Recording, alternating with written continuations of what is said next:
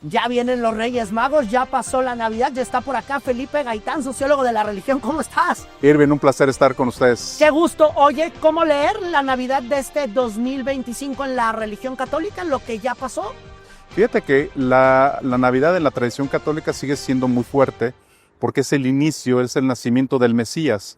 Es la idea de que Dios se hace hombre a través de su Hijo y entonces tiene esta connotación. Pueden pasar los años, podemos cambiar muchísimas cosas, podemos cambiar la figura del niño Dios, pueden ponerlo a bailar, te acordarás hace algunos años. Sí, claro. Pero de fondo lo que tenemos es una tradición que fundamenta finalmente a la religión, en este caso al cristianismo. Es con los mitos son atemporales, pueden cambiarle muchas cosas, pero el mito es la fundación de la tradición y en este caso de la creencia, práctica y pertenencia del cristianismo en general, del catolicismo en particular.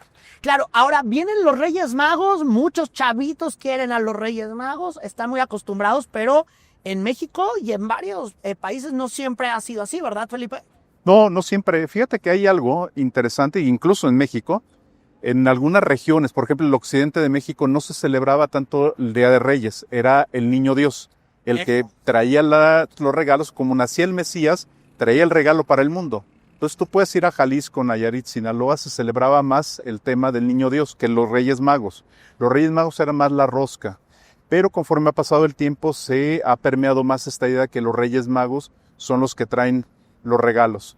En el caso de otros países, es interesante porque en la tradición, por ejemplo, norteamericana, con los puritanos que llegan a Estados Unidos y en el siglo XIX, el tema de la Navidad venía en picada, no se estaba celebrando porque eran iconoclastas, porque no tenían un sentido de la celebración del Mesías como nosotros lo tenemos en el catolicismo. No había estas representaciones de las posadas, no había esta cuestión de la piñata, es decir, no había estos elementos pedagógicos que las órdenes religiosas franciscanos, dominicos, jesuitas trajeron a América Latina. Allá era una tradición más puritana, más un poco alejada de todo este tipo de cosas. ¿Qué sucede en el siglo XIX en Estados Unidos? Aparece el cuento de un cuento de Navidad con Scrooge. Ok. Y ese cuento lo que hace es reaviva el tema espiritual, no del niño Dios, no de Jesús, sino de la unidad y la identidad familiar. Si tú notas en Estados Unidos, no se celebra el niño Dios, se celebra Santa Claus como el que trae los regalos. Entonces es esta idea de la abundancia, del compartir, y es a partir de un personaje como Scrooge, que es un personaje que es receloso con sus propias propiedades, termina siendo un personaje que cambia el sentido de la Navidad. Siglo XIX a siglo XX. Después aparecerá Santa Claus en el principios del siglo XX con esta figura blanco y rojo, que se asocia a una transnacional, etcétera, etcétera. Pero digamos, son tradiciones diferentes. A final de cuentas, la Navidad surge específicamente por la llegada del Mesías. Es el vínculo entre lo sagrado y lo profano. Dios en el cielo y el hombre en la tierra, a partir de una figura que es Jesús. Y la divinidad está en ese niño, el niño Jesús. Claro, oye, ¿y los Reyes Magos son más magos que reyes o qué onda? A ver, cuéntame bien. En el caso de los Reyes Magos, se le llama, podemos rastrear en la Biblia, hay menciones en la Biblia, pero tomémosla como una representación. Se le llaman Reyes Magos, no porque sean reyes que tengan un territorio, gobiernen un reino, sino se le llaman Reyes Magos por el tema de la magia, por el tema de ir como en las caravanas, como los beduinos en las tradiciones del desierto. Y ellos llevaban regalos, ellos muestran y van llevando en pueblo, haciendo estas artes mágicas, mostrando un poco, entreteniendo a la gente. La tradición dice que hay una estrella y ellos van siguiendo la estrella, es decir, más allá de la magia que ellos tendrían como seres humanos, hay una trascendencia, una idea del poder de Dios que los ilumina para seguir el camino. Y si te fijas en la tradición cristiana, tiene una característica.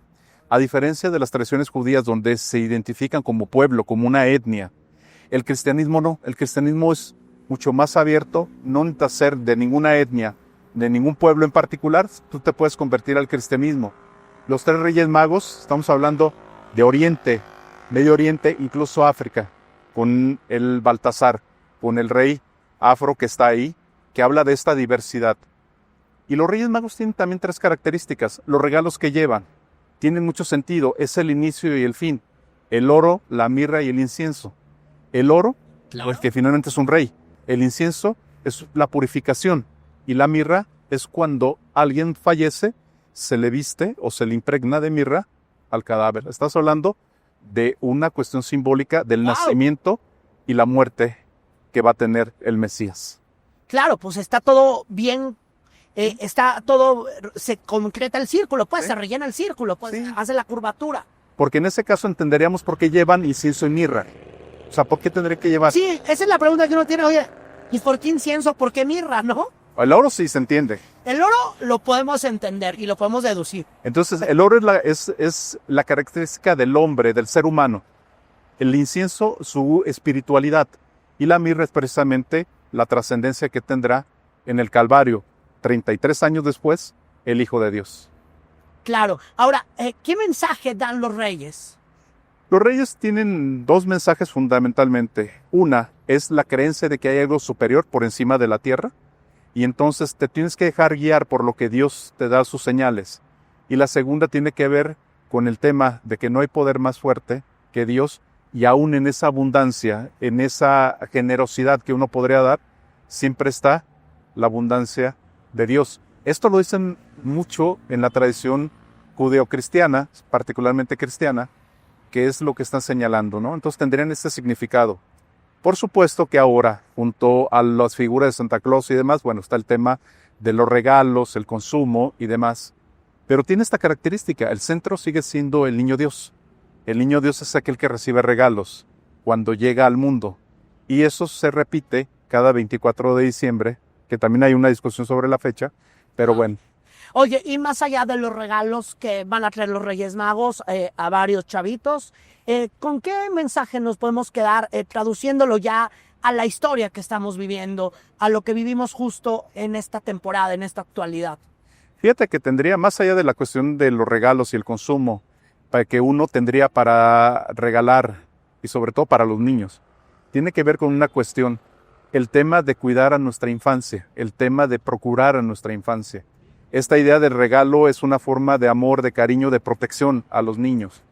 Recordemos que en las últimas etapas, en los últimos años, lo que se ha dado es sobre todo una violencia contra las infancias. Claro, sí, ahí está. ¿Sí? Está la violencia contra las infancias, está el descuido de las infancias, el abandono de las infancias, las migraciones donde los niños quedan atrás.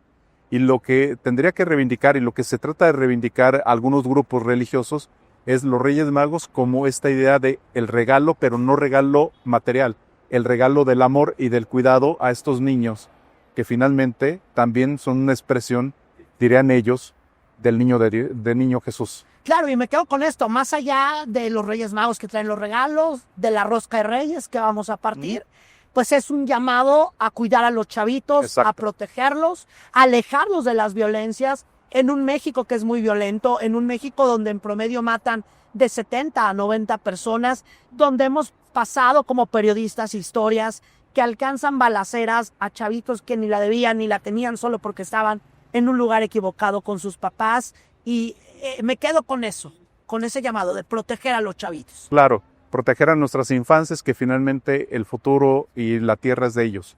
Nosotros estamos en este momento, fuimos niños, nos cuidaron, nos quisieron, a otros quizás no, pero en ese sentido creo que tenemos un deber como humanidad cuidar a nuestras infancias. Y más allá del relato teológico, es la idea del sentido humano, de proteger a nuestras infancias, a nuestros niños, porque de ellos será esta tierra.